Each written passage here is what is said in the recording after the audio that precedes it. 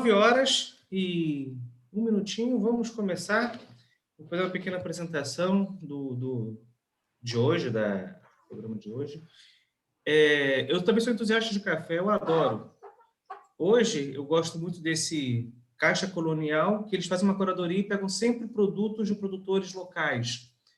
E já pegaram do Caparaó, enfim, sempre recebo produtos de origem. E eu gosto muito desse pessoal. E o café que eu estou tomando hoje é o café Riga, do Alto Caparaó, em homenagem à indicação geográfica ontem concedida pelo Café do Caparaó, e cujo um dos artífices dessa indicação geográfica deu uma aula aqui, que foi o Anselmo. Anselmo do Espírito Santo, ele postou lá no Inovatis, que é o escritório dele, diversas reuniões que ele fez com os produtores para isso. Então, em homenagem à indicação geográfica de ontem, tema do nosso curso, um cafezinho. E esse do Caparaó, não sei se é Café Riga, de um produtor ali da região do Espírito Santo. Saúde, Flávia Brasil. Gente, vamos lá então começar com o programa de hoje. Hoje a gente está inaugurando a nossa sessão, né, da temática Transferência de Tecnologia. A gente já venceu algumas etapas delas, né? A gente terminou ontem inovação e patente. E hoje, no tema 16, a gente conta com o doutor Rafael Vivian, que é o chefe. Está aqui chefe adjunto, Rafael, mas eu li em algum lugar que você não é mais o adjunto, já é o efetivo. Eu não estou em dúvida. Não, ele continua, eu continuo como adjunto. Depois eu explico rapidamente, mas a Embrapa ela tem chefe geral e os outros chefes responsáveis são considerados adjuntos, tá? Mas Entendi. eu sou chefe responsável, não tem ninguém que É o responda responsável em além de si, o mim. adjunto é só uma convenção. Então, é o Exatamente. responsável pela transferência de tecnologia da Embrapa, recursos genéticos e biotecnologia, está em Brasília, não sei se está agora remotamente, mas a sede é lá. Aí a gente faz uma pequena pausa, 10h15 até 10h30. Entramos com o tema Inovação e Transferência de Tecnologia com o Fabiano Barreto e encerramos o dia de hoje com o uso da literatura patentária para a busca de oportunidades na indústria cervejeira. Esse é a grande expectativa de hoje, né? Vamos falar de cerveja na hora do almoço. Com a senhora Samantha Soares Machado, que é gerente global de PI da Mondelez em Curitiba. Rafael, agradeço demais você ter aceitado aí essa. Estão me pedindo aqui no grupo a embalagem do Caparaó. Vou ver se eu tenho ali ainda do Café Riga, que normalmente eu mudo de embalagem. Se tiver, eu mostro aqui. Mas, Rafael, muito obrigado por ter aceitado esse desafio de falar na nossa Cerma School. A gente escolheu o setor agroalimentar, que é não vou usar mais a palavra, o Brasil celeiro do mundo, porque o celeiro não é um ambiente muito bacana das fazendas, mas o Brasil alimenta o mundo, né? Eu agradeço muito aí a sua predisposição, agradeço a Embrapa, de falar um pouco da gente sobre transferência de tecnologia, experiência da Embrapa, e como é que vocês lidam com esse tema que conversávamos antes, é tão caro e tão difícil, tanto para o setor produtivo quanto para o setor acadêmico. Meu amigo, muito obrigado, a palavra é sua. Henrique, muito obrigado, eu que agradeço pelo convite. E parabenizo aí a comissão organizadora, você presidindo todo esse conjunto de informações cada vez mais importantes para o Brasil, para o incentivo e principalmente para a promoção da inovação no país. A gente sabe que, eu falo aqui pelo setor agro, mas todos os setores, o processo e a inovação, ela é extremamente importante para a geração de tecnologias, para a promoção, desenvolvimento de novas soluções e o final de tudo isso, obviamente, representa desenvolvimento social, que é o que todos buscam dentro do processo de inovação. A gente sempre olha a inovação como algo mais tecnológico, mas as tecnologias, eu costumo dizer as soluções, elas são desenvolvidas para a sociedade, né? Não são desenvolvidas para as empresas que as desenvolvem. E esse é uma premissa muito importante, o que ressalta ainda mais a relevância dessa discussão, e tentarei aqui falar um pouco sobre a experiência da Embrapa, especialmente da Embrapa Recursos Genéticos e Biotecnologia. Como o próprio Henrique estava colocando, A Embrapa tem um know-how e tem uma prática e um processo muito bem definido de propriedade intelectual. É uma das empresas a nível nacional que tem um número de proteções e de pedidos de patente significativo e relevante, principalmente voltado para o agro. E a Embrapa Recursos Genéticos e Biotecnologia fica sediada em Brasília, então, enquanto eu estou falando, vou começar a compartilhar aqui com vocês. Só me falem se vocês estão visualizando direito. Confirma para mim, Henrique. Está no modo de trabalho, não está no modo apresentação. Vamos ver. Isso, mas já vemos sua tela. Então, só um minutinho.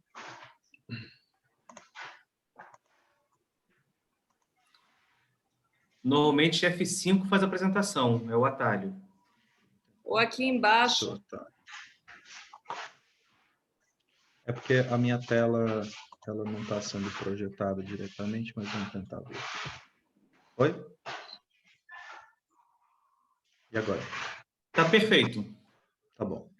Então, como eu estava falando,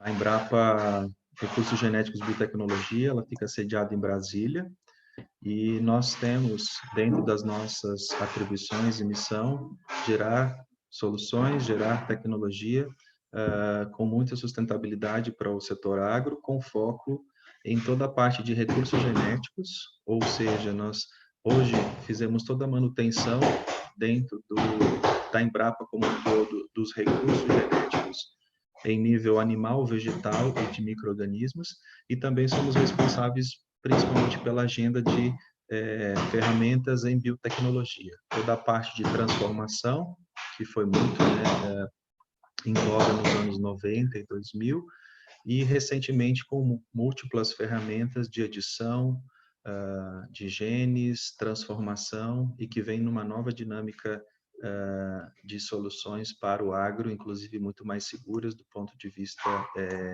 social e ambiental. Bom, como foi solicitado, eu vou tentar falar um pouco sobre a experiência prática nossa, mas eu não posso deixar de mencionar as referências do que é a propriedade intelectual, né? Aqui considerada pela Convenção da Organização Mundial de Propriedade Intelectual, a MPI. Então, vocês veem que tem vários direitos que são concedidos relativo à propriedade intelectual do ponto de vista de ciência, tecnologia e inovação, né? Alguns, a maioria ali protegíveis, outros não, mas são todos considerados propriedade intelectual.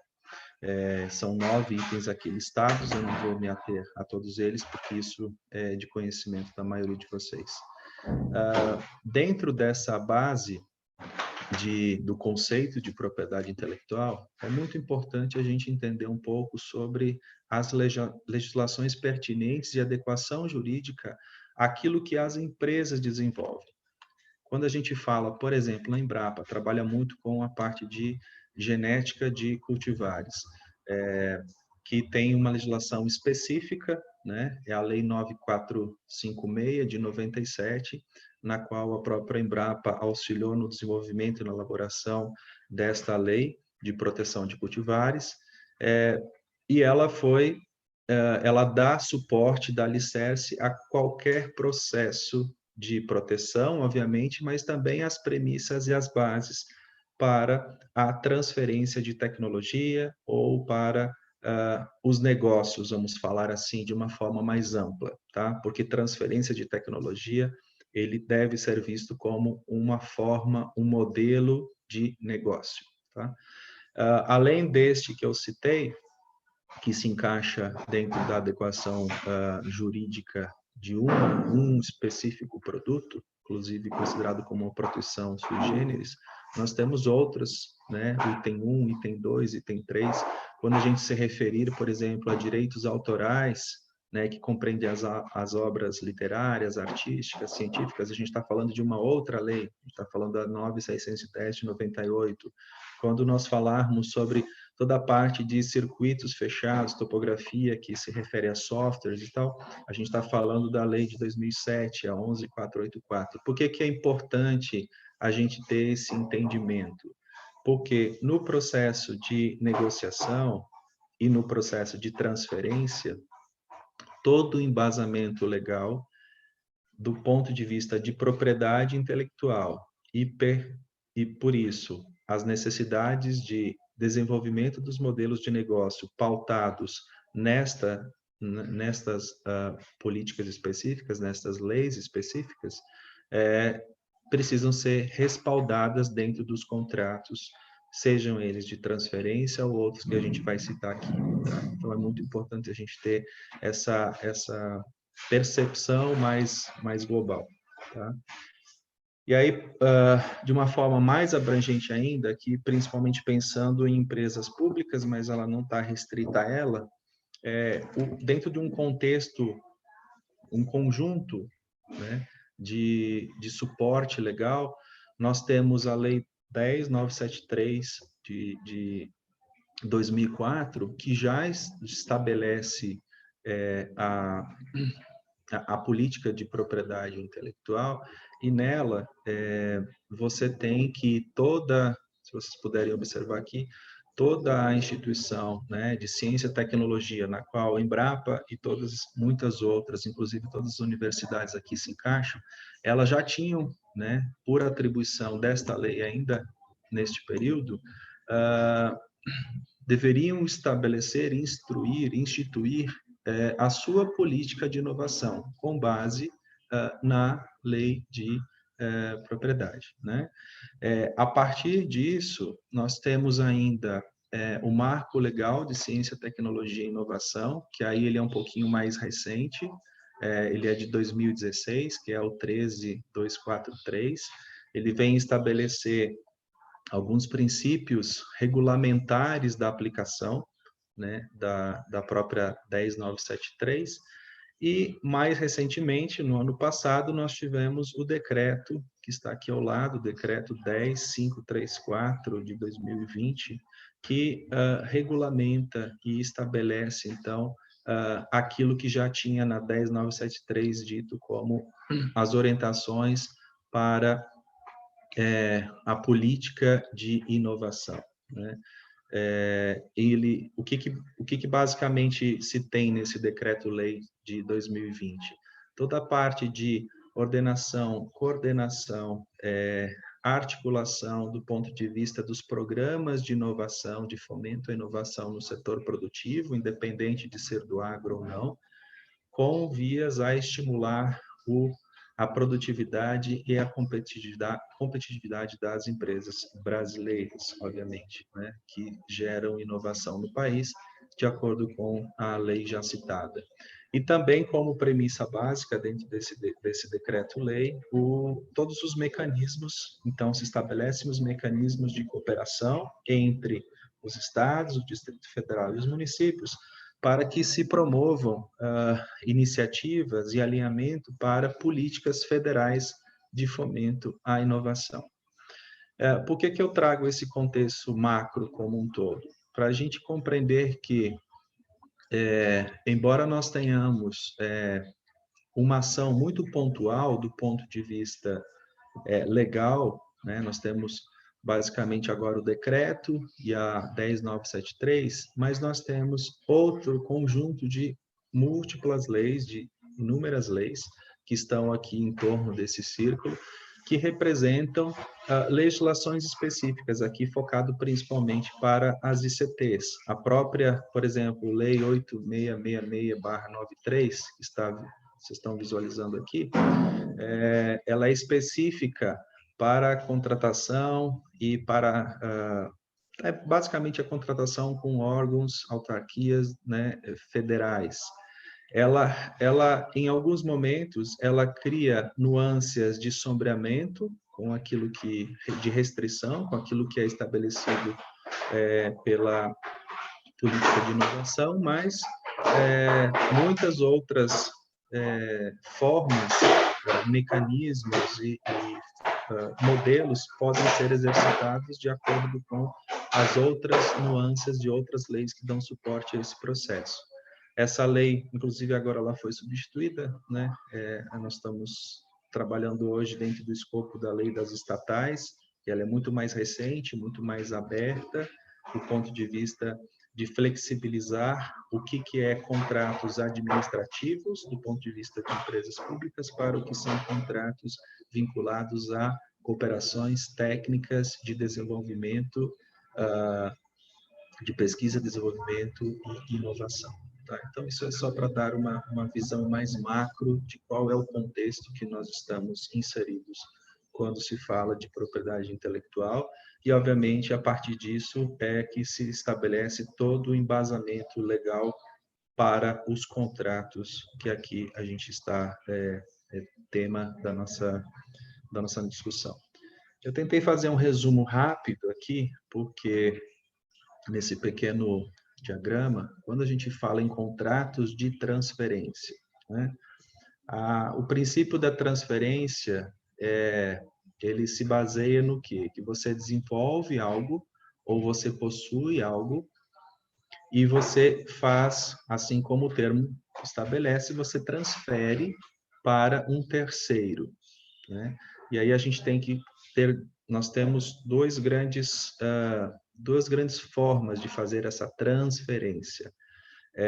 No que nós chamamos de licenciamento e no que nós chamamos de contratos de cessão, né? Ambos podem ser considerados contratos de transferência de tecnologia.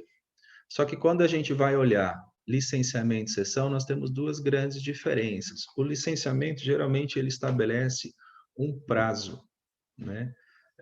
Então, por um prazo previamente determinado, ou muitas vezes renovável, enfim, mas você não tem ad eterno na transferência, e tem nos contratos de transferência por meio de licenciamento. E tem outras questões também que são estabelecidas que diferem da questão da cessão. A cessão é definitiva. Uma vez que você cede o direito, você dificilmente recupera ou retrocede ou retorna para os direitos que você possui nesse ato de cessão, tá? Ambos podem ser considerados contratos de transferência, e o mais importante é que quando a gente fala tanto de licenciamento quanto cessão, nós estamos falando de ativos, né, na sua forma mais ampla possível aqui de compreensão, embasados em propriedade intelectual.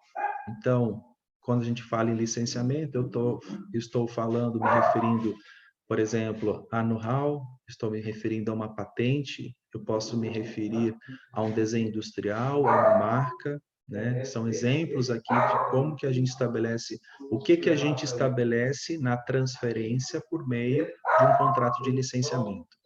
Quando a gente fala de cessão, da mesma forma, a gente pode ceder por meio de um contrato, uma patente, os direitos de uma patente, os direitos de um desenho industrial, os direitos de uma marca, né? Então, isso é importante a gente conhecer. Mas não está limitado somente a isso. Existem outros formatos, outras modalidades de contrato que não são, na sua forma principal, basilar, reconhecidos como transferência de tecnologia, mas eles oferecem outros mecanismos de negociação, tá? Então, a gente pode... Só fazer uma pequena interrupção, sinto muito. Eu não sei se é o teu áudio ou de alguém, tá com muito barulho externo, não sei se você tem como... Primeiro, confirmar se é contigo o barulho. Eu acho que é do Rafael, porque era o único microfone que estava aberto. Será que você tem um fone, Rafael? Eu estou de fone agora. Tem um cachorro? Mas acho que o microfone está captando muito o que está... Ele está captando fora? Isso, e aí a voz do cachorro, ele vem Eu vou tentar... abafando a sua. Tá, deixa eu tentar pegar um outro fone, se você me permitir, Henrique. Um minuto. Claro. Vou tentar pegar um fone esse que fecha aqui, talvez possa ser que melhor. Um minutinho, por gentileza. Eu vou pausar aqui. Isso. Enquanto isso, eu vou conversar com a turma. Pode ir lá, ver se vai Aguarde um fechar o minuto. vídeo, e aí a gente aguarda o seu Bom, retorno. eu vou fechar aqui e vou fechar o... Isso. Pronto. Enquanto isso, eu não sei se todos já entraram no grupo dos estudantes, tá? São 2 grupos. Um grupo que a gente usa só para comunicação, que a gente envia lá todos os dias. Enfim, é uma comunicação da coordenação do curso para os estudantes, e outro que a conversação é liberada. Vou pedir para a Silke ou para o Silvano, me permitam fazer esse abuso dessa solicitação, colocarem no chat aqui, porque eu acho que nem todos entraram. Aqui a gente tem mais gente do que lá. E a segunda coisa é recordar as avaliações diárias, elas são importantes. Lá a gente está vendo, por exemplo, que nesse programa não tem muito mais como fazer, porque o programa está fechado. Mas a gente está pegando bastante a experiência de que talvez 3 palestrantes num único dia não seja a configuração ideal. A gente está lendo aquilo, isso é importante. Então, eu pedi para todo mundo responder sempre, dia a dia, que a gente realmente usa aquilo para melhorar o que nós estamos fazendo. E o terceiro, eu vou preparar ainda hoje pela manhã, que nós estamos fechando a avaliação sexta-feira. Então, sexta-feira, logo após a palestra de encerramento, a gente vai ter o nosso momento de avaliação com os colegas do Profinit, do Fortec. Aí já confirmou, o próprio Henrique já apresentou aqui a questão de busca de anterioridade, busca em base de patentes, a Shirley, que é a ex-presidente do Fortec, eles vão conduzir uma avaliação que vamos separar por grupos. A gente falou isso na semana passada. Só que a gente vai ter que fazer uma divisão. Eu vou mandar, então, daqui a pouquinho um questionário, vou pedir para todos responderem para a gente alocar. Vai ser um questionário que você vai dizer são 6 temas. Qual tema você gostaria de participar da avaliação? Isso vai participar de um tema da avaliação, tá? E aí você vai ser alocado nesse grupo. Esse grupo vai ter uma dinâmica própria lá dentro. E aí eu vou pedir para todo mundo responder. Eu mando aqui no chat, ainda hoje pela manhã, e mandar também no grupo do WhatsApp.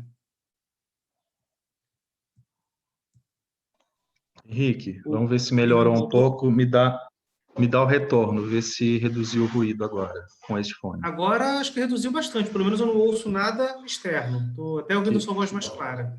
Tá bom. Antes de Ótimo. voltar a palavra, aqui a Flávia Brasil pergunta se as apresentações estão sendo disponibilizadas. À medida que nós recebemos, a gente disponibiliza lá na plataforma, tá? E a Sueli Messenger diz que não está em nenhum grupo, a gente vai botar o link agora para entrar no grupo. Tem um dos palestrantes, que acho que o Rafael, se não está lá, já recebeu o link para entrar quando quiser, e dos estudantes também. E é isso, tá bom? Rafael, a palavra é sua novamente, eu peço desculpas pela interrupção. Eu que peço desculpas. Esse ambiente residencial sempre é assim. Embora eu esteja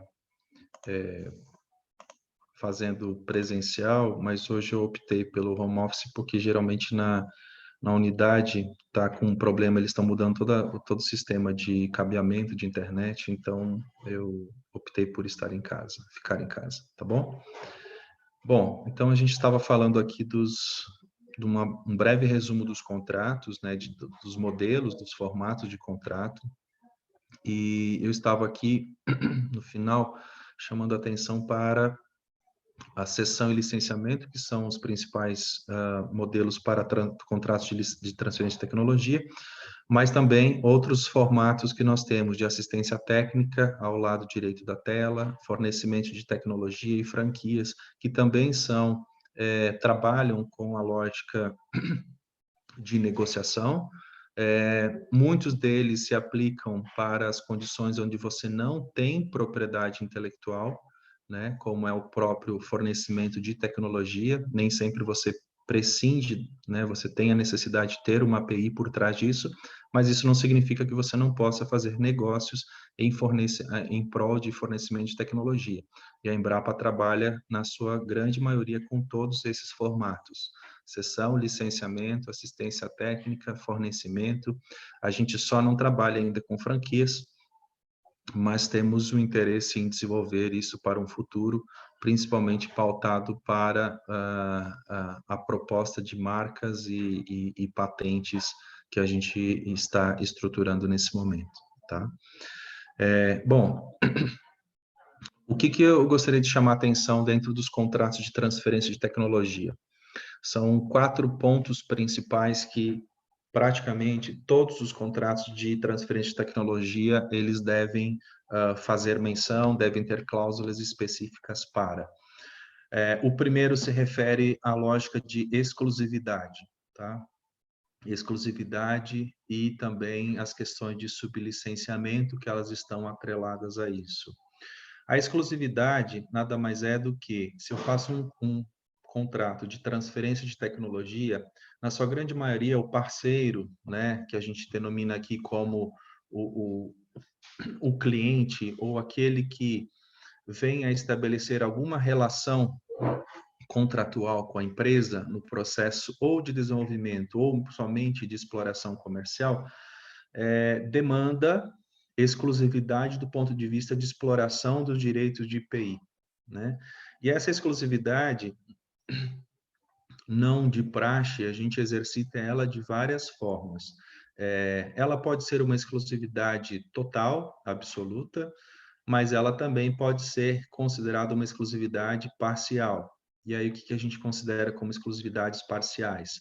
Ela delimitada pelo território, então eu posso, por exemplo, com um parceiro, conceder uma exclusividade para o Brasil e trabalhar com outro parceiro a nível internacional para a mesma patente, obviamente quando essa patente ela também está concedida no exterior, para outros países. Então, a exclusividade pode ser trabalhada dessa forma. O período também é algo muito importante, que ele difere do prazo de licenciamento, né? Eu posso ter um período, inclusive, superior ou inferior, de acordo com a negociação, em termos de exploração comercial. Então, eu defino uma exclusividade temporal. Ela é exclusiva nos primeiros 10 anos, depois dos 10 anos, é só um exemplo, tá? Pode ser 5, 10 ou quantos forem.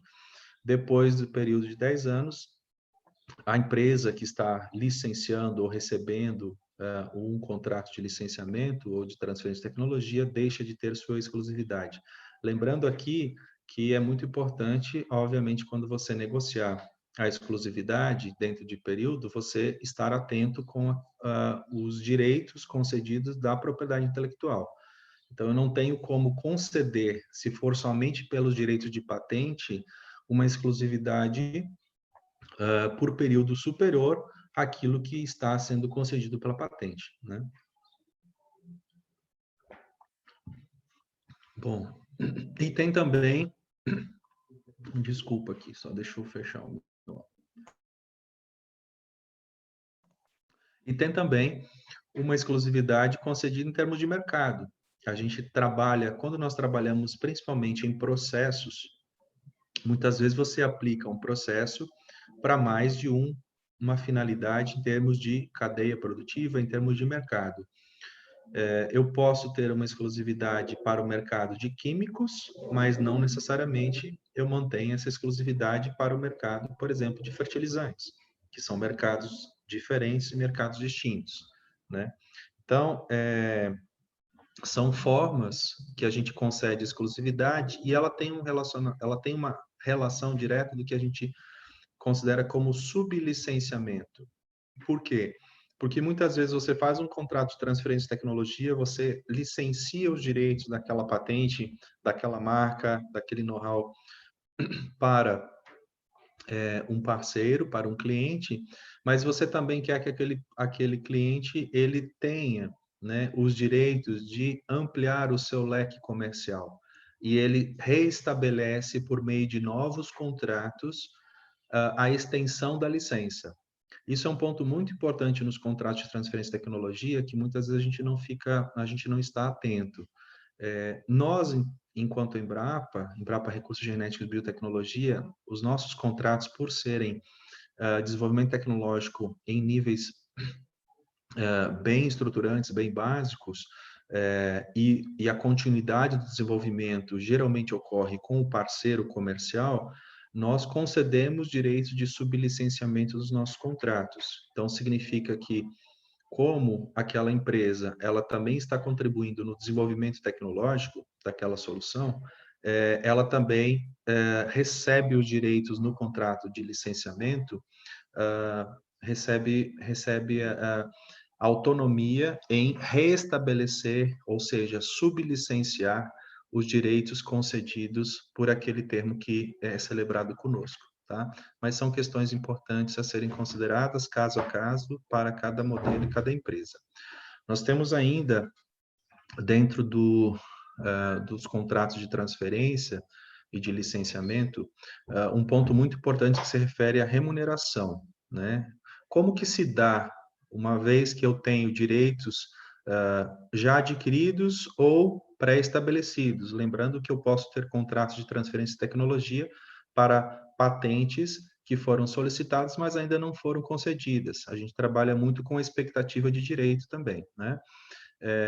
Então, eu posso fazer contrato de licenciamento com base de remuneração de várias formas. Nós trabalhamos tanto com faturamento, nós trabalhamos com base de remuneração por meta comercial, onde que eu estabeleço volumes ou valores comerciais de alcance anual, bianual, e com base nisso eu tenho inclusive uma taxa de compensação dentro da base de remuneração, e a gente pode também estabelecer a remuneração de acordo com a receita líquida daquela empresa que está nos representando e que foi, por meio do contrato de transferência de tecnologia, foi outorgado os direitos de explorar comercialmente aquela patente ou, enfim, qualquer ativo de inovação. Um outro ponto importante nos contratos ainda se refere aos prazos, que é diferente do prazo da exclusividade, mas aqui o prazo do contrato de transferência, né? Todos os contratos têm que ter um prazo. Então, ele pode ser determinado, ele pode ser indeterminado, ou ele, ao mesmo tempo, ele pode ser condicionado, né? Determinado fica claro, indeterminado também. Então, um tem uma data de início e fim. O contrato de licenciamento indeterminado, eu não tenho uma data final para ele é contínuo, mesmo assim ele pode ser revogado, pode ser rescindido, enfim, mas eu também tenho o condicionado. Nesse caso de contratos com prazo condicionado, ele tem muita relação com a questão do desenvolvimento comercial daquela solução. Então, geralmente, quando eu tenho um contrato com prazo condicionado, eu tenho uma forma de remuneração por meta. Ou seja, se a empresa alcança a meta comercial que foi definida, ele é renovado. Se a empresa não alcança a meta que foi previamente estabelecida, automaticamente ele não é renovado e ele é extinto, né? Ele é rescindido. Então, o prazo também é um ponto muito importante. E um quarto e último, embora tenha vários pontos aqui para ressaltar, mas esses são os que me parecem mais propícios para a nossa discussão, que se refere à parte de divulgação e marcas. A gente tem que lembrar que toda a parte de contratos de transferência de tecnologia com base em licenciamento, uma das grandes necessidades e atributos de valor para a empresa que está licenciando a tecnologia está dentro do apelo comercial, mas quem é o licenciado, o principal atributo de valor é o quanto que aquela marca da empresa desenvolvedora representa em termos de percepção de valor para o meu cliente. Para deixar mais claro isso, a Embrapa tem uma consolidação no mercado, nos seus mais de 47 anos já, muito grande pela qualidade técnica na geração de soluções para o agro como um todo. A marca Embrapa, ela tem um valor muito alto em termos de mercado, pela sua credibilidade, pela sua competência, conforme foi colocado aqui, e por aquilo que a empresa representa no segmento agro. Então, muitas empresas, muitas vezes, elas buscam, dentro dos contratos de licenciamento, não somente os direitos de IPI ou o desenvolvimento tecnológico conjunto, mas elas buscam explorar a força da marca Embrapa dentro do seu negócio. E aí, por isso é muito importante a estruturação de um conjunto de marcas dentro do negócio para que você possa acoplar, você possa embarcar na solução tecnológica. A Embrapa não licencia a marca Embrapa, né? Nós não licenciamos a marca Embrapa, nossa marca mãe, nossa marca raiz, mas nós criamos um conjunto de marcas licenciáveis, aonde todo o processo de divulgação ele é vinculado. Então, posso citar aqui alguns exemplos. Nós temos uma marca que se chama Tecnologia Embrapa, ou seja, é um conjunto de tecnologias desenvolvidas pela empresa e que eu posso licenciar esta marca para as empresas que estabelecem contrato de licenciamento conosco.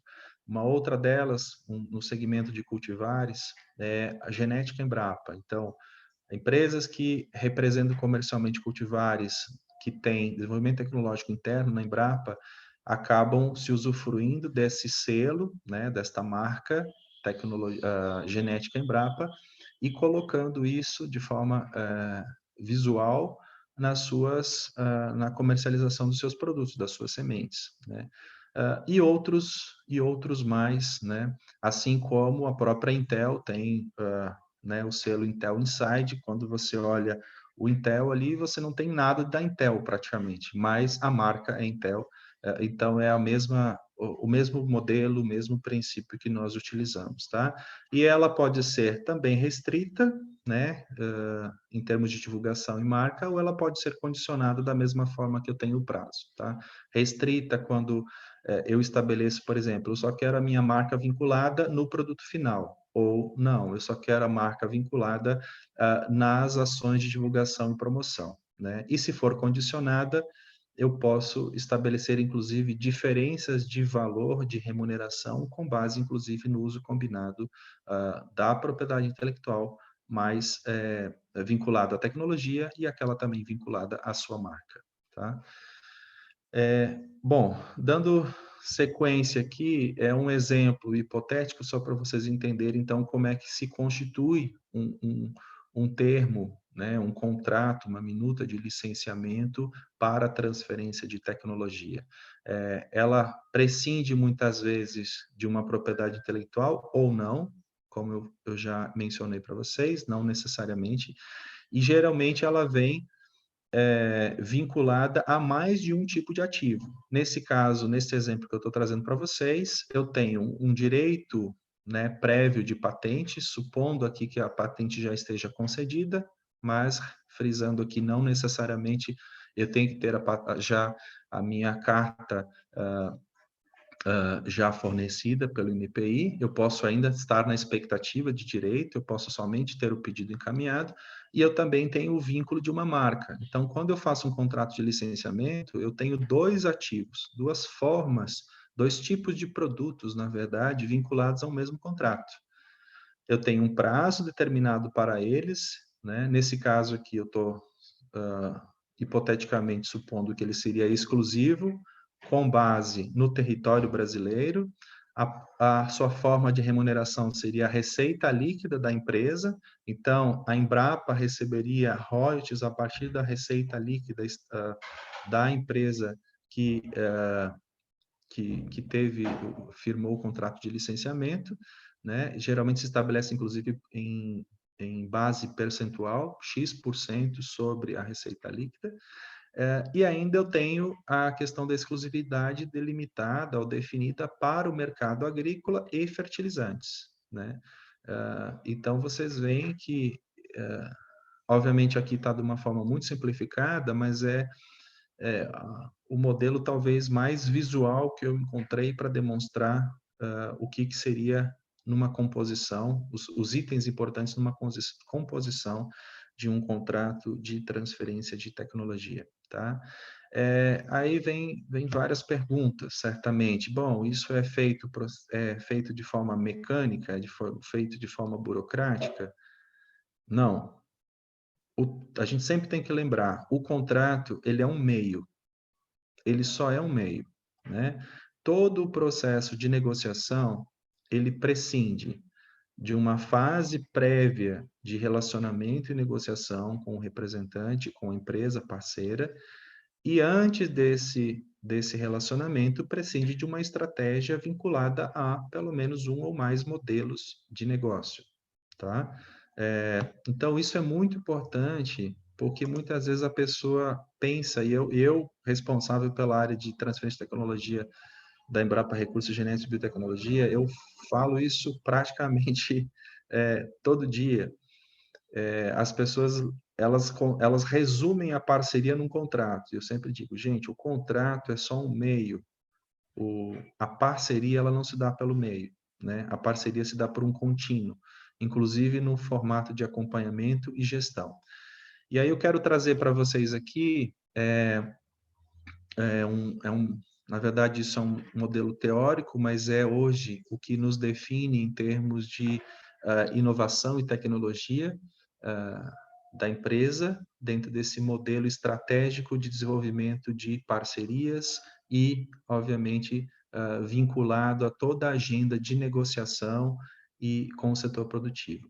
A Embrapa trabalha dentro desse funil que você já deve ter visto em vários outros situações e aplicações, mas nós trabalhamos no que a gente chama de inovação aberta, principalmente incentivado nesses últimos 5 anos, né? Em toda uma reestruturação da nossa base, nossa programação de pesquisa, desenvolvimento e inovação. E a gente tem aqui a definição de 4 principais tipos de projetos, tá? O primeiro, que seria projetos do tipo 1, que seriam projetos de base, né? O que a gente chama, são projetos que nós estabelecemos as demandas, as prioridades, a nossa equipe de pesquisa, hoje com mais de 2.500 pesquisadores, submete esses projetos para todo um conjunto de etapas internas na empresa, e esses projetos são considerados, então, projetos de base para desenvolvimento científico e tecnológico.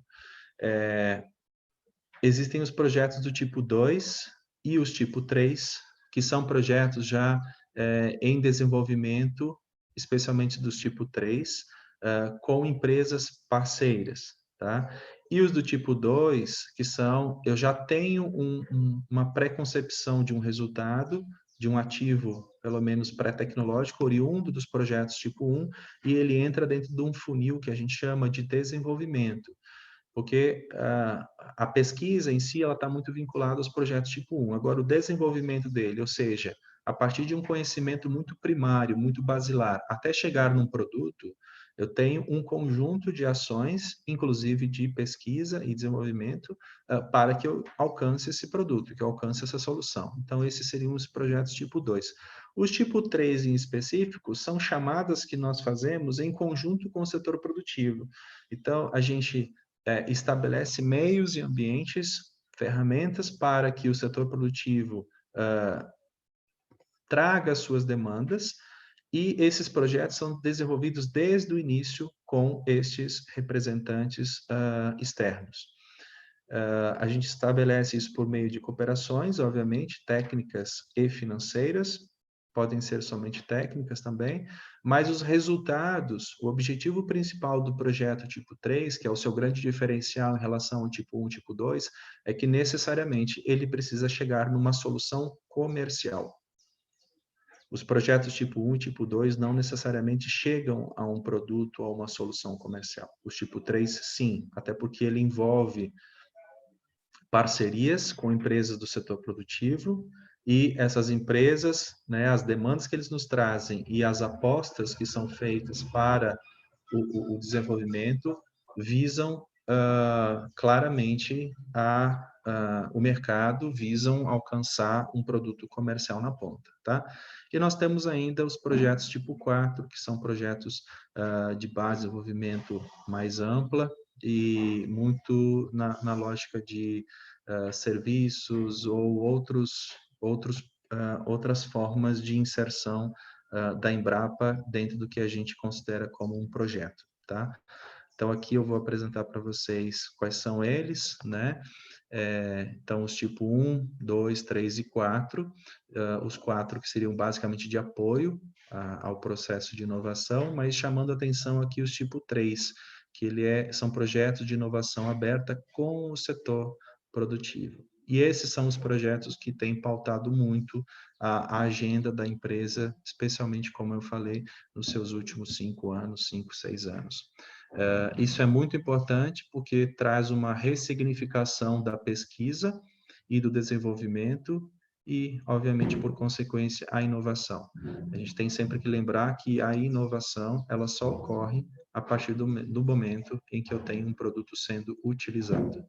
A inovação, ela por processo, ela ocorre também, mas inovação em termos sociais, ela só ocorre se eu tenho algo sendo utilizado em prol da sociedade, né? Aqui eu trouxe um caso para vocês, um caso recente, em parceria de pesquisa, desenvolvimento e inovação, que envolve o Senagem, né? Senagem é Embrapa Recursos Genéticos e Biotecnologia, só o nosso nome em síntese.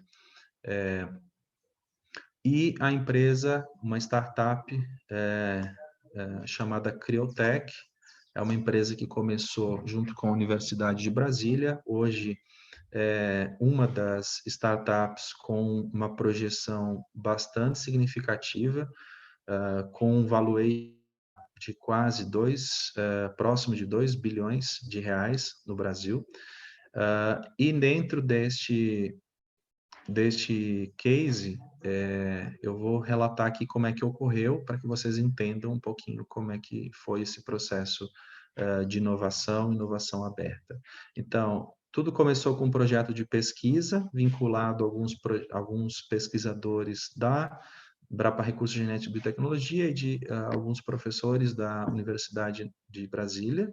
A partir desse projeto de pesquisa que foi aprovado, nós vinculamos a uma cooperação técnica e financeira. Então, é um projeto que houve aporte financeiro tanto da Embrapa quanto da Criotech, em termos de desenvolvimento tecnológico. A base desse projeto envolve nanotecnologia, e a partir da nanotecnologia foi desenvolvido um produto chamado Arbolina, hoje, que está sendo vinculado para aplicações over the top, aplicações em plantas como um todo, para várias finalidades, né? Tanto como estimulante do ponto de vista fotossintético, mas também como carreador de fertilizantes, carreador de químicos, para aumentar a eficiência desses produtos que estão sendo vinculados à molécula de arbolina. Nesta cooperação técnica e financeira, findados os praticamente 3 anos de pesquisa e desenvolvimento, chegou-se então a esse produto final. Esse produto final foi discutido e foi negociado os seus termos de propriedade intelectual a partir do investimento que foi feito financeiro, a partir das estruturas disponibilizadas para o seu desenvolvimento e também considerando o aporte intelectual aí feito pelas duas instituições. Considerando esses 3 fatores, nós fizemos a negociação da proporcionalidade da API, né? A gente sabe que, em termos de propriedade intelectual, no INPI ele é considerado de uma forma igualitária. Então, se você tem 2, 3 ou 4, né, você tem a participação de forma igualitária, mas do ponto de vista de negócio, né, e com o intuito de usufruir dos direitos de propriedade intelectual, isso nem sempre é de forma igualitária. Então, a gente sempre faz essa análise e considera quanto de aporte financeiro, intelectual e infraestrutura foi feito. Então, chegamos numa proporcionalidade e foi estabelecido isso por um termo de regulação de propriedade intelectual. Ou seja, nesse termo é um contrato de propriedade intelectual firmado entre a Embrapa e Criotech, onde a gente estabelece quanto que cada uma empresa contribuiu para aquele alcance tecnológico e, obviamente, para os seus direitos de patente uma vez submetidos. Nós submetemos a patente, então, em 2019 e outra em 2020, né? 2 patentes, nós temos mais 2 agora que estão sendo discutidas nesse caso, e esse pedido de patente, então, foi uma vez submetido, nós, recentemente, agora no dia 27 de janeiro, nós firmamos o contrato de licenciamento, que tem a ver aqui exatamente com o nosso tema.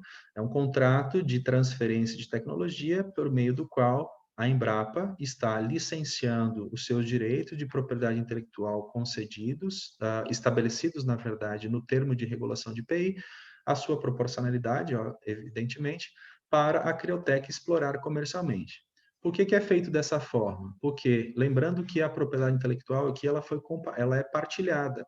A parte dos direitos de IPI também são de direitos da Criotech. Só que para estabelecer a regulação do processo comercial, você precisa conceder parte dos direitos de IPI para a empresa que vai explorar comercialmente. E por isso que nós somos obrigados a estabelecer um contrato de licenciamento em vias de dar segurança tanto para a Embrapa quanto para o parceiro, tá?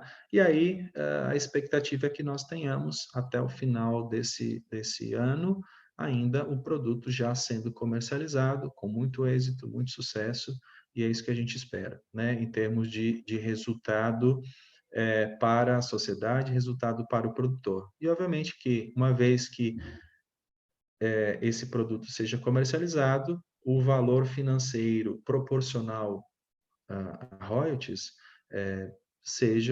retornem para a Embrapa, para que a gente possa também fazer melhor uso desse valor hoje dentro da pesquisa ou até mesmo dentro de outras necessidades para atender a unidade e a empresa como um todo. Então, esse é o caso que eu gostaria de trazer para vocês. O meu tempo já está esgotando, né, Henrique? Eu fico à disposição, espero ter contribuído dentro da proposta de discussão sobre o tema contratos de transferência de tecnologia, e só enfatizando aqui, né, a Embrapa, realmente, eu estava comentando com o Henrique, esse caminho não é um caminho só de flores, são muitos ajustes, muita discussão, definição de processos para que uma instituição grande quanto a Embrapa, assim como várias outras, possam usufruir de todo esse embasamento legal e possa estabelecer de forma correta, de forma regular e profissional a transferência da sua tecnologia. Mas ele não, embora tenha um processo estabelecido, as negociações, elas são consideradas como arte mesmo, cada tela, cada pintor, tá? Muito obrigado, Henrique, obrigado a todos, eu fico à disposição para as perguntas Doutor e Rafael questionamentos. Viver, muito obrigado pela apresentação. Quero repercutir uma frase que me foi muito interessante, me trouxe muito aprendizado, foi que o fim em si não é o documento, é só um meio, né? O fim não é um meio, é todo um relacionamento. E isso retrata muito a experiência da Embrapa, apesar de você comentar que nem tudo são flores na Embrapa, e aí tem uma ironia de flores, mas realmente a Embrapa ela é uma referência muito boa para a gente que está na academia. Então, agradeço muito a sua apresentação. Vamos iniciar agora as perguntas. Já tem aqui 2 inscrições, pelo menos. A minha querida Patrícia Ferreira está tão presente nesse curso, com perguntas tão precisas. Nós temos aí uns 10, 15 minutos para perguntas. Vou pedir, então, para ela assumir o microfone e proferir sua pergunta. Patrícia, é contigo. Bom dia, obrigada, Henrique. Primeiramente, Rafael, eu queria te agradecer pela explanação, foi maravilhoso, sim, aprendi muito e cada dia mais a gente fica vendo como a Embrapa é um modelo até para a gente estudar bastante e aprender muito com vocês, com essa experiência. E assim, eu tenho algumas perguntas, porque eu sou da Agência de Inovação do Instituto Federal do Rio de Janeiro e nós estamos iniciando na questão das negociações, né? Estamos focando na necessidade de estímulo também da pesquisa, mas no desenvolvimento tecnológico, mas o nosso forte mesmo é formação de pessoas, né? Formação de pessoal. Então, a minha primeira pergunta, eu vou fazer umas 2 perguntinhas assim. Eu achei interessante quando você coloca a questão do modelo de negócio, porque a gente pensa na Embrapa como uma coisa única, e para cada estratégia que vocês usam na inovação aberta, você usou esse termo assim, olha, modelo de negócio, estratégia. Então, eu queria entender primeiro se para cada mercado que vocês atuam, é nesse conceito, vocês desenvolvem uma estratégia mediante um modelo de negócio da empresa com aquele mercado, e é por isso você faz estratégias diferentes de PI, né? E eu queria entender, dentro dessa visão de modelo de negócio, até um espelho para a gente, porque como o desenvolvimento científico e tecnológico, você quer também o desenvolvimento do mercado, como é que vocês fazem esse relacionamento? Talvez pela experiência de vocês, você já tem aí várias estratégias, né? O mercado, de repente, as empresas chegam até vocês já têm um portfólio de empresas, né? E aí eu queria, assim, um pouquinho dessa história, como que a gente poderia se beneficiar, aprender também sobre isso. E a minha segunda pergunta vai na questão da remuneração, né? Porque isso aí é uma questão, assim, quando você pensa até em pedidos de patente, você falou que você pode usar a receita líquida, o faturamento, a meta. Eu queria entender um pouquinho, assim, como é que vocês colocam isso? É também nesse mesmo esquema, né? Como você falou, cada quadro, uma pintura. Mas eu queria entender qual dessas são mais interessantes quando você pensa em desenvolvimento do mercado, porque a gente também tem essa necessidade de desenvolver o ambiente. Então, qual desses, assim, você acha que é mais... qual seria o recado, assim, a pintura mais adequada para a gente que quer desenvolver o ambiente, a formação, o outro, né? Não só... não há uma necessidade de retorno para si, mas pensar em desenvolver o ambiente, né, que a gente está falando aqui de transferência de tecnologia. Obrigada. Eu que agradeço, Patrícia. Henrique, a gente vai por bloco ou posso fazer individual? A gente está acostumando a fazer individual. Depois Vamos lá, depois. então. Vou tentar responder mais rápido, mas, Patrícia, você tem meu contato, eu fico 100% à disposição para auxiliar. Não é uma prática tão simples, obviamente que carece de competência, de experiência profissional, e quando a gente pensa em negócio, essa é a maior dificuldade, muitas vezes, dos profissionais vinculados a empresas públicas ou principalmente vinculados às ICTs como um todo, né, que é onde você se encaixa também na universidade. Aí eu vou tentar responder da forma mais sucinta possível.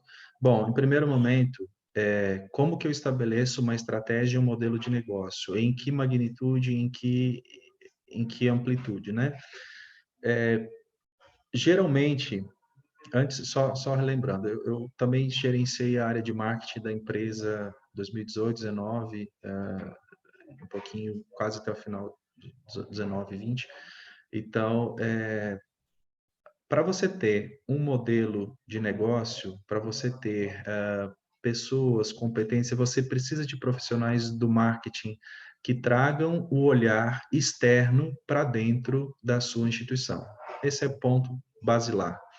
Porque quem está acostumado com pesquisa, e eu lido com pesquisador, eu também sou pesquisador por natureza, embora eu já larguei a pesquisa há muito tempo, são mais de 10 anos que eu estou trabalhando na área de mercado, o nosso olhar enquanto pesquisador sempre é focado para a tecnologia. E muitas vezes a gente se esquece que aquela tecnologia precisa de alguém que use, que aplique aquilo, que seja viável. Os atributos que você define de importância, de relevância para um produto dentro da pesquisa, muitas vezes eles são diferentes dos atributos de percepção, de valor, daquilo que o cliente, o usuário final quer. Então, por isso que sempre precisa de profissionais dentro de marketing, dentro de negócios, analistas de mercado que consigam trazer um pouco dessa percepção, tá? Na Embrapa, como que isso está estruturado? A Embrapa tem um conjunto de portfólios de projetos, né? Hoje são 36 portfólios de projetos. Por exemplo, eu tenho um portfólio de biotecnologia. Então, tudo o que está sendo discutido em termos de biotecnologia está dentro desse mesmo portfólio. Tem um presidente, tem um secretário, tem outros representantes, e que passam, que tudo que for de projeto passa pelo crivo desses responsáveis pelo portfólio de biotecnologia. Uma vez que eu tenho um portfólio de biotecnologia, é necessário que a Embrapa tenha uma estratégia de posicionamento comercial para aquilo que ela desenvolva dentro desse portfólio, né? Não faz sentido nenhum eu ter um portfólio de biotecnologia e eu simplesmente começar a gerar ativos, gerar tecnologias e o que a gente chama de colocar na prateleira, né? A gente não é um supermercado. A gente precisa ter essa percepção de que a universidade, as empresas não são supermercados, né? Nós precisamos desenvolver isso a partir de uma percepção de uso sempre final. E aí, eu tenho que definir uma estratégia e um modelo de negócio para biotecnologia. Aí você vai dizer, Rafael, mas biotecnologia é um mundo.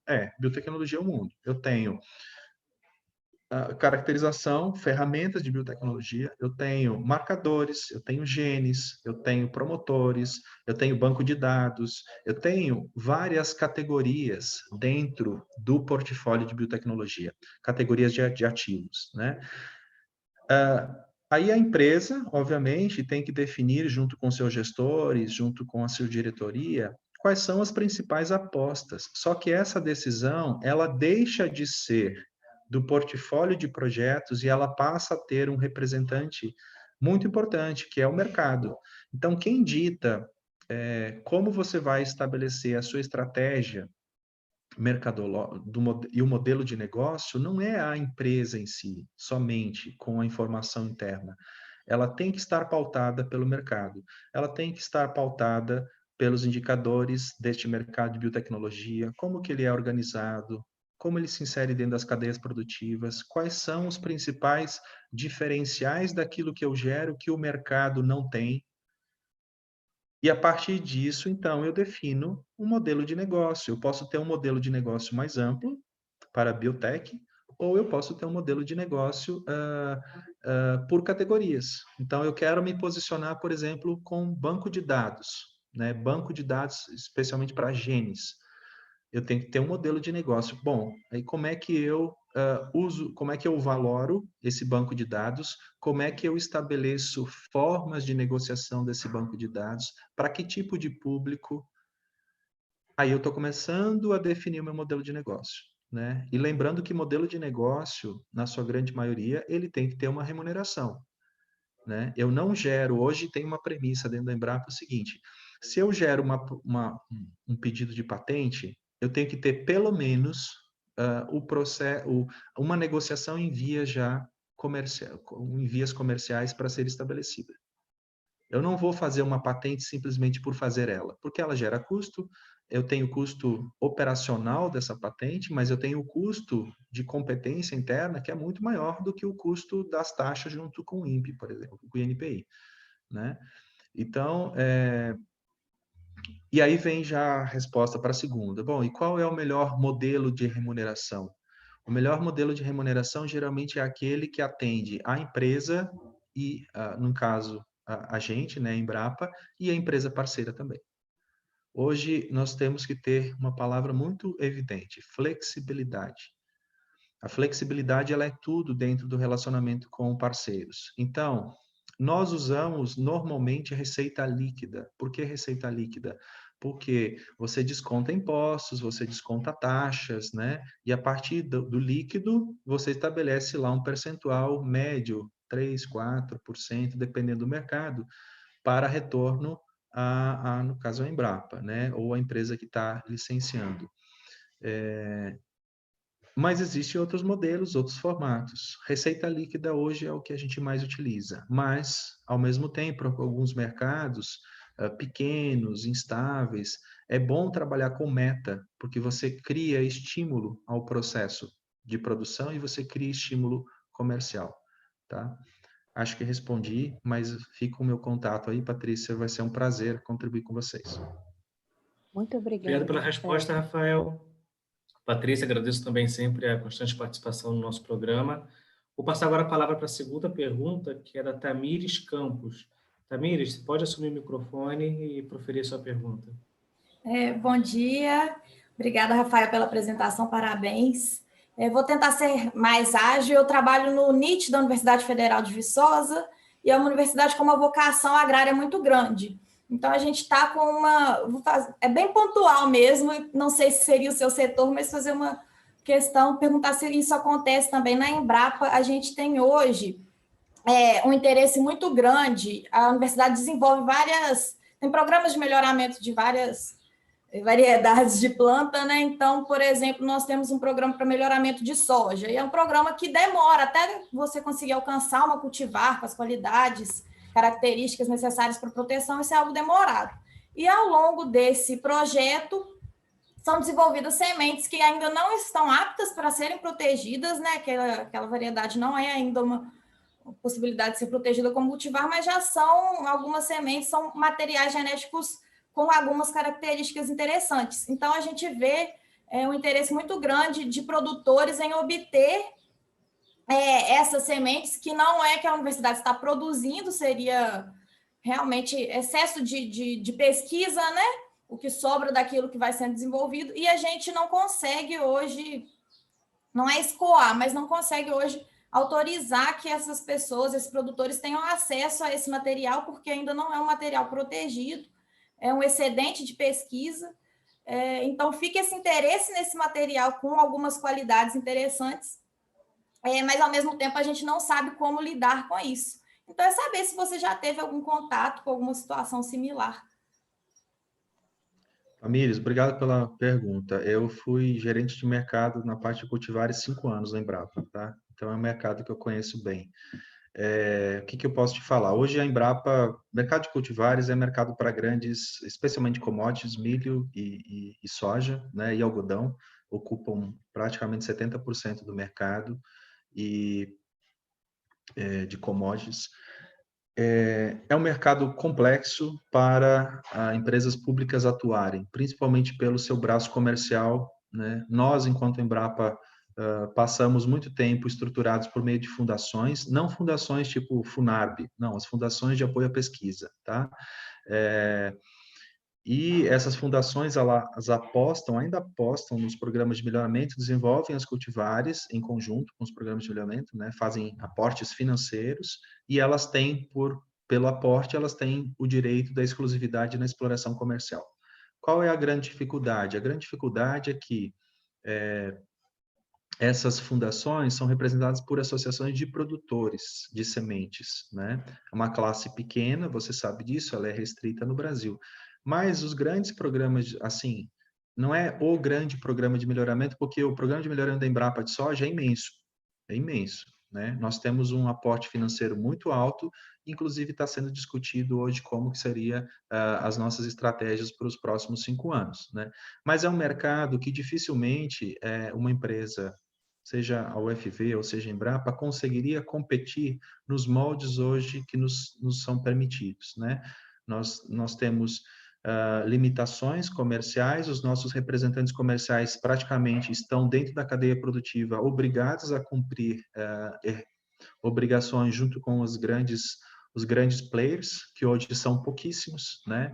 A gente tem aí Pioneer, hoje DuPont, Corteva, nós temos Monsanto, que hoje é Bayer, então, assim, hoje são 3, basicamente, né? BASF, Bayer e Corteva, que dominam esse mercado de cultivares. Aí, quando a gente vai para hortaliças, frutas, é um pouco, a gente até sobrevive melhor, mas commodity, né? Caso você está trazendo soja, é muito difícil.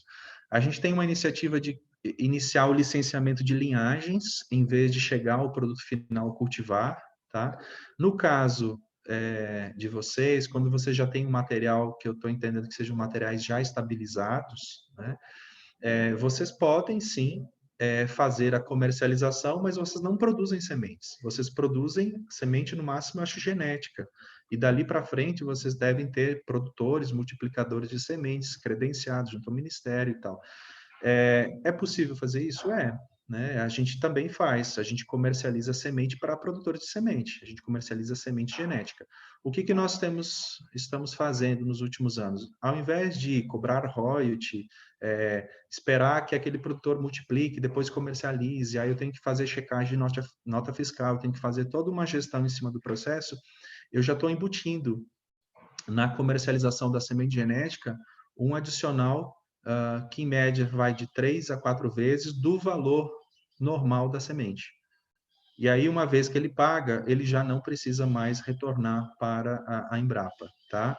Eu concedo aí o direito de exploração de 2, 3 anos, ele faz isso, e aí ele não paga mais nada, eu já cobro na base da semente genética comercializada por eles. Essa é uma forma, né?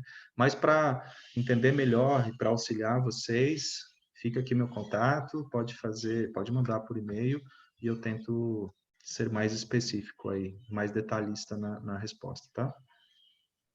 Tá ótimo, muito obrigada. Seria quase uma transferência de know-how, né? Tá certo. Muito obrigada, bom dia. Disponha. Rafael, meu amigo, muito obrigado por ter acatado o nosso convite, ter proferido essa palestra que foi muito... acrescentou bastante. A experiência da Embrapa, ela é uma referência. Eu sei que você tem um cuidado para falar que o caminho nem tudo são flores, mas ainda assim é uma referência para a gente. Agradeço em nome do escritório da OMP Brasil e vou passar a palavra agora para você fazer a sua despedida para a gente poder fazer a nossa pausa. Então, por gentileza. Ok, Henrique. Bom, fica aqui, é o meu agradecimento, de fato, Henrique, pelo convite e a todos que estão conectados conosco. Fico bastante à vontade de dizer para vocês que vai ser um prazer auxiliar na discussão, nos processos, porque eu sei o quão difícil muitas vezes você estabelecer troca de experiência em diferentes níveis dentro do setor, né? E dentro desta área que também não é tão simples, né? Eu sempre falo isso. Mas eu sou uma pessoa otimista, então eu acho que compartilhar não só a opinião, mas compartilhar as práticas, aprender em conjunto é o melhor caminho para todos. E o Brasil precisa disso, nós precisamos disso enquanto Embrapa, o setor agro e todos os outros setores. O incentivo à inovação no Brasil, ele se faz em conjunto com o incentivo à educação. Não tem como você separar isso. E é uma área extremamente carente e para a qual eu fico aqui à disposição, Henrique, para quem quiser fazer contato direto, tá? Eu vou deixar, acho que tem no chat aqui, não tem? Onde que tá? Tem um chat, sim. Cadê? Me ajuda aqui. Eu também sei que você disponibilizou o seu contato na apresentação. A gente disponibiliza a apresentação também depois. Mas pode colocar no chat, a gente coloca lá. Assim que eu encontrar, porque eu não estou achando aqui. Lá embaixo, normalmente, tem um... Eu não sei como é que está configurado aí, mas normalmente fica embaixo um balãozinho escrito Eu posso que colocar o e-mail dele no chat também. Eu ia colocar meu telefone também, porque muitas vezes por e-mail tem muita coisa e eu acabo demorando para responder. Eu trabalho muito bem por e-mail. Eu mesmo coloco o telefone. Por favor, Henrique, pode fazer essa gentileza, porque eu não encontrei esse balãozinho que você está falando aí. Estou procurando embaixo aqui, não aparece. Tá? Pode passar o meu telefone e se quiserem pelo WhatsApp. Achei aqui. Achei que estava... Então, vocês podem entrar em contato por esse telefone. Vai ser um prazer ajudar, somar e compartilhar a experiência. Obviamente que as experiências de vocês também são muito válidas para a gente melhorar cada vez mais, tá bom? Obrigado, gente. Um grande abraço, uma boa semana.